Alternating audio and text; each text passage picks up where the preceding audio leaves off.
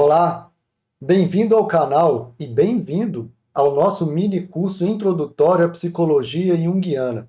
Hoje nós vamos abordar um tema polêmico: sincronicidade. O que é sincronicidade para a perspectiva junguiana? Sincronicidade é a experiência de ocorrerem dois ou mais eventos que coincidem de uma maneira que seja significativa para a pessoa ou pessoas que vivenciaram essa coincidência significativa, onde esse significado sugere um padrão subjacente, uma sincronia. A sincronicidade difere da coincidência, pois não implica somente na aleatoriedade das circunstâncias, mas sim num padrão subjacente ou dinâmico que é expresso através de eventos ou relações significativas. Foi este princípio que Jung sentiu abrangido por seus conceitos de arquétipo e inconsciente coletivo. Sincronicidade, então, é o quê? É a experiência de ocorrerem dois ou mais eventos que coincidem de uma maneira muito forte, muito significativa, de tão significativa que deixa de ser uma mera coincidência. E essa ocorrência tem um significado para a pessoa ou para as pessoas que vivenciam. A sincronicidade é um dos termos mais controversos e menos compreendidos da psicologia analítica. Jung criou o termo empírico sincronicidade para poder explicar acontecimentos que fogem da causalidade e das leis do espaço e do tempo. A causalidade, ou a causa, né, é bem conhecida do pensamento cartesiano causa e efeito. Para que tudo ocorra, tem que ter tido uma causa. Para que, havendo uma causa, há necessariamente um efeito. Entretanto, alguns acontecimentos em nossas vidas escapam dessa lei. Qual lei? De causa e efeito. Onde um acontecimento tem uma causa conhecida e que pode se encaixar em um postulado ou lei. São aqueles fenômenos que por vezes tomamos por simples coincidência, mas que escapam de qualquer explicação lógica. E a lei de causa e efeito não dá conta desses fenômenos raros e aleatórios. Por exemplo, é um exemplo que eu pensei em mencionar na frente, mas eu vou mencionar agora, vou antecipar. Inclusive está no livro Sincronicidade, do Jung, que é um livro que eu vou recomendar aqui lá no final, na nossa bibliografia. Quando o Jung estava atendendo uma mulher, chegou no momento em que houve um impasse. A coisa não estava fluindo. E ele menciona que essa sua paciente era muito inteligente, né, uma pessoa muito viva, mas era muito ligada especificamente a essa ideia racionalista, ao racionalismo, à ideia do causa e efeito, né? E ele tentava explorar os aspectos inconscientes, mas estava se sentindo frustrado porque não havia possibilidades de entrar ali. Nisso, ela menciona um sonho, né? Que ela num sonho ela vê a imagem de um escaravelho e detalha o escaravelho, né, que tipo um besouro, né, vamos dizer assim. E aí ela conta esse sonho, e nisso o Jung está próximo à janela dele, ele ouve um barulho. Pá! Ele vai lá na janela, janela fechada, no frio da Suíça, ele vai lá, olha, vê um inseto, por fora ele vai, pega o inseto, e o inseto era tipo um besouro. É tipo um escaravelho. E ele acha aquilo ali com não uma coincidência simples, mas uma coincidência significativa, um efeito, um algo, um fato sincrônico. E então ele vai mostra para ela, sem falar nada, ele apenas mostra para ela o inseto. Segundo ele, a partir dali, a terapia começa a ter um novo gás. Mas o que ele está dizendo? Que são efeitos da sincronicidade que não têm explicação. E não é apenas uma simples coincidência. É uma coincidência significativa. É algo que, conforme o estado mental da pessoa, o que ocorre em volta vai ter uma significação maior, mais viva, do que para uma pessoa que apenas vê um fato. Então, isso aí depende, claro, da mente da pessoa, como ela está lidando consigo mesma, como que ela está aberta a seus aspectos, às suas manifestações inconscientes, e daí a possibilidade de enxergar no exterior elementos da natureza ou elementos factuais que possam ser de sincronicidade com aquilo que passa na sua mente. Os fenômenos sincronísticos, por serem acausais, ou seja, não terem causa, não estão limitados ao espaço e ao tempo. Para o inconsciente, tempo e espaço são relativos, e a sincronicidade é uma quebra na consciência do ego, que é pautada no pensamento cartesiano e presa no espaço-tempo. São eventos imprevisíveis, espontâneos, fenômenos que, se analisados com seriedade e cuidado, possuem grande valor terapêutico na análise, pois chamam a atenção para áreas problemáticas que, por estarem inconscientes, eram até então intocados. É muito comum ocorrer eventos sincronísticos quando a psicoterapia está estagnada e sem a possibilidade de progredir.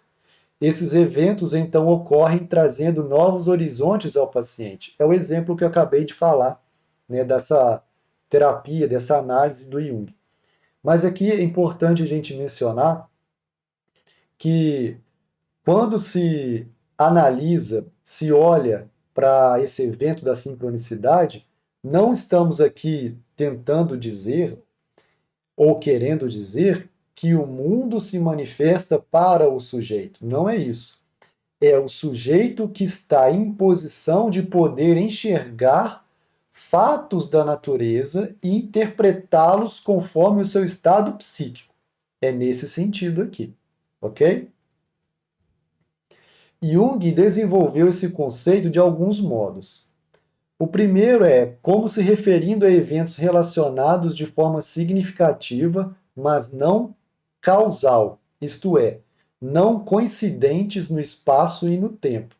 E o segundo ponto, como se referindo a eventos que coincidem no tempo e no espaço, mas que também podem ser julgados como tendo conexões psicológicas significativas.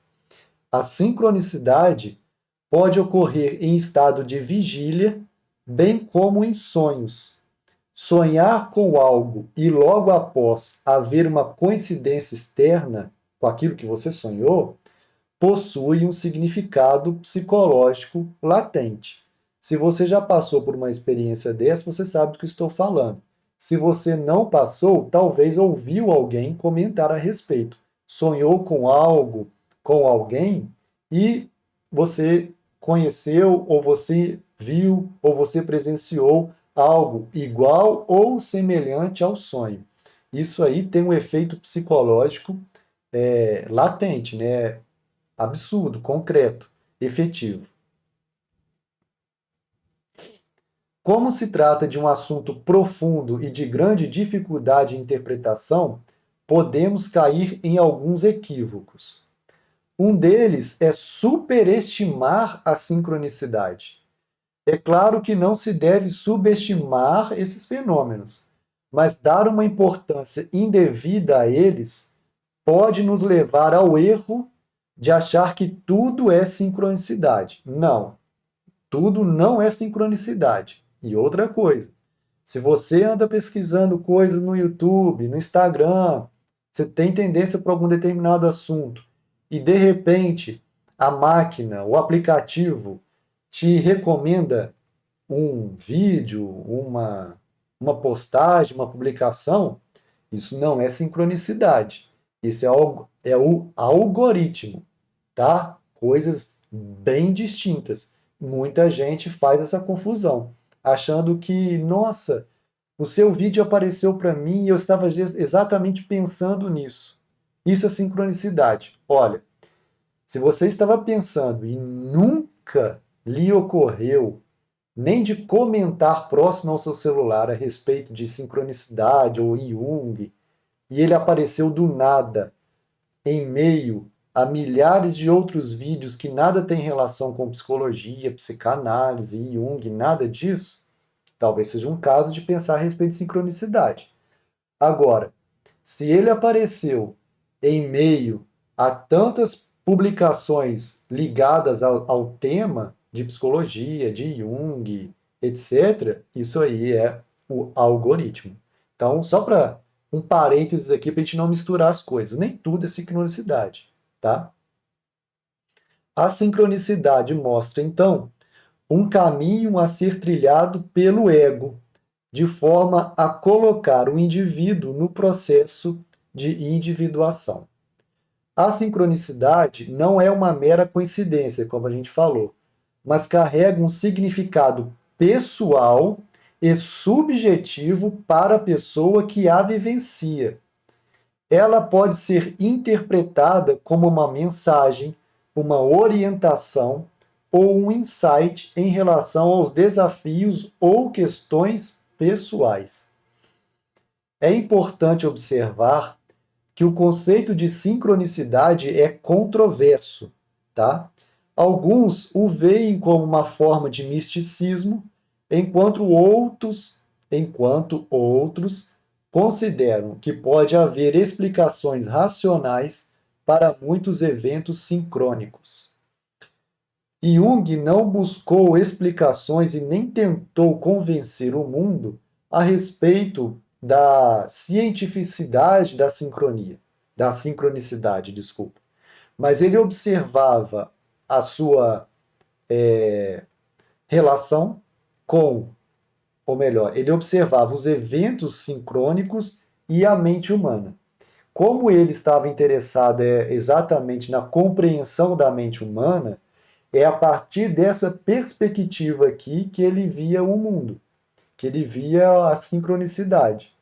Não buscando, como um cientista, um físico, por exemplo, explicar se é ou não um efeito sincrônico, se há sincronicidade, quais são as leis físicas que regem a sincronicidade. Essa preocupação não é a preocupação do analista da psique humana. Não. Isso aí fica a cargo, então, do cientista, do físico, do astrofísico, etc. Para quem trabalha com a mente humana, o que importa é o efeito dos fatos, das coisas sobre a mente humana. E o que a mente humana consegue perceber e consegue compreender conforme o seu estágio, conforme a sua fase, em relação ao que está acontecendo em volta de si, tá?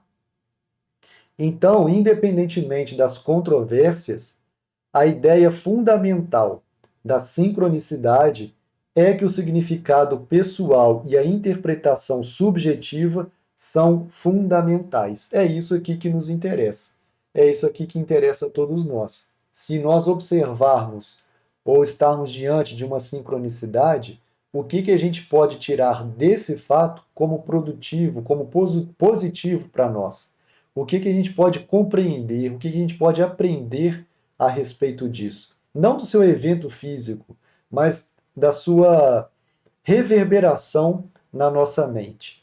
É esse o ponto aqui que a gente quer abordar de forma bem direta a respeito da sincronicidade. E aqui, para a gente finalizar a aula de hoje, nós vamos fazer as indicações de leitura para quem quiser aprofundar.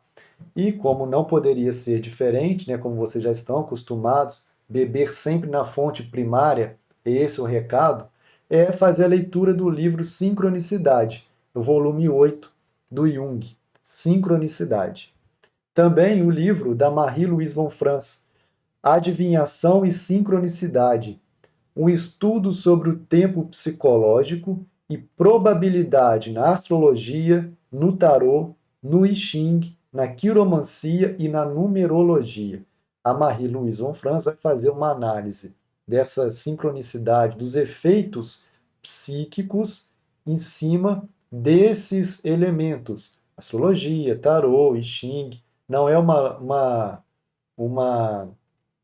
abordagem holística ou mística, não. É como que a mente lida com com essas atividades. E, por fim, o livro Sincronicidade ou Porque Nada é por Acaso, do analista também junguiano Robert Hopke. Então, pessoal, ficam aqui as indicações de leitura. Esses dois livros são livros mais introdutórios, esses dois últimos, da Von Franz e do Hopke, em relação ao livro do Jung. Mas não deixe de fazer a leitura do livro do Jung, tá? É extremamente importante. Claro, é a fonte primária, foi ele que escreveu, vamos lê-lo, vamos ver o que ele tem para dizer. E depois a gente lê o que os leitores dele escreveram. Ok, pessoal? Um abraço a todos. Espero que tenham aproveitado essa aula, que tenha sido útil a respeito da sincronicidade. A gente se encontra na próxima oportunidade. Um abraço.